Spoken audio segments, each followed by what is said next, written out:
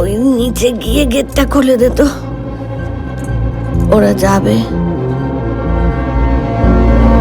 আসল কথা কি বলতো, ওরা ওই তোর দাদুর উইলের ওপর প্রতিশোধ নিতে চাইছে। কেন তোর বাবাকে উইল করে লিখে দিয়ে গিয়েছিল, কেন তোর বাবার ফ্যামিলি এই পুরো বাড়িটা ভোগ করবে। ওসব হসপিটাল কিচ্ছু না রে, জানিস তো তোর দাদুর শেষ ইচ্ছে ছিল এই বাড়িটা বিক্রি করে অন্য কোথাও গিয়ে উঠবে, কিন্তু তোর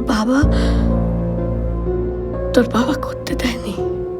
সে বলেছিল মর্টগেজ থেকে ছাড়িয়ে এই বাড়িটাকে রেনোভেট করবে।